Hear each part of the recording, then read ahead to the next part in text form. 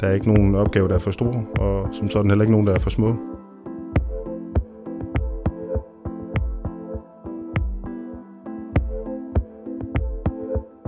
Og når så mulighederne er til stede, kan man sige, som de er her, hvor vi bor, så er begrænsningerne, de ligger ved dig selv.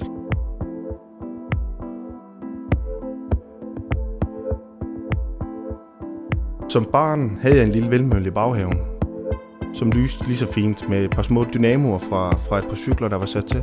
Og det vil sige, at jo mere det blæste, jo mere lyste de her små lamper i siden af den vindmølle. Den står den dag stadigvæk over ved min far og snurrer rundt, og det er så 20 år siden nu.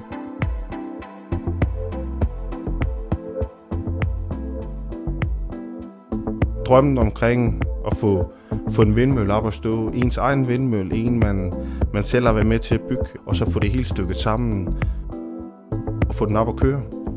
Og se, at varmen kommer ind i huset som resultat af det benarbejde, der er gjort, og man lige har fået det til at lykkes.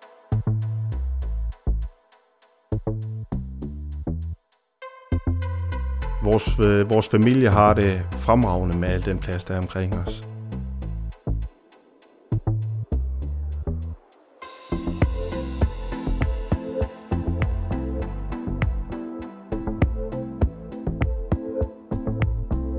Mulighederne med at kunne spænde 2 kælk efter den lille Ferguson dernede og tage en tur ned over græsplænen.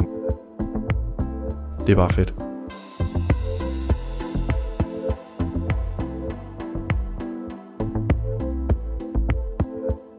Vi har brug for masser af plads.